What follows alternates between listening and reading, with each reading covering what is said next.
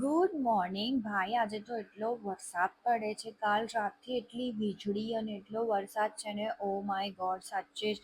અને આટલા સારા મોસમમાં અમને લોકોને ચા અને પૂરી ખાવાનું મન થયું. તમે લોકોએ બ્રેકફાસ્ટમાં જે ચા પૂરી ખાધી અને નીચે જોયું તો ભાઈ આટલા વરસાદમાં બી અંકલ ડોગને વોક કરાવતા હતા.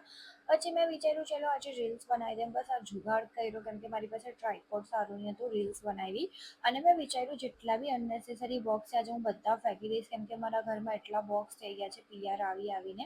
એટલી વારમાં મશીનમાં કપડાં પણ થઈ ગયેલા હતા તો બસ કપડાં સુકવીને કપડાં ઘરમાં જ સૂકવવા પડશે એટલે આખા ઘરમાં કપડાં જ દેખાશે. એટલી વારમાં લંચ કરવાનો ટાઈમ થઈ ગયો તો અમે લંચ કર્યો, ભીંડા, રોટલી અને દહીં. અને પાછું બહાર જોયું ભાઈ આ વરસાદ તો બંધ જ નથી થતો અને એટલું વાવાઝોડું, પવન, વીજળી થતી હતી તો કૂકી એટલી બી જતી હતી ને તો મને એટલું હસવું આવતું હતું.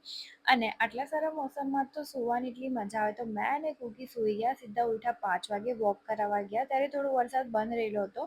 અને ભાઈ બહુ ખરાબ વેધર છે, ઝાડ એવું પડે છે તો પ્લીઝ બી સેફ. અને ઉપર આવીને આ નાટક એટલા કંટાળ આવે વરસાદના ટાઈમમાં. અને પાછું બાલ્કનીમાં જોયું તો ભાઈ વાદળ એવું લાગતું હતું કે મારા પાસે આવે છે. ઓ માય ગોડ, એટલું સારું વેધર હતું. તમે એકવાર મારા ઘરે આવજો, મેં સાચું કહું છું એટલું જ સારું લાગશે.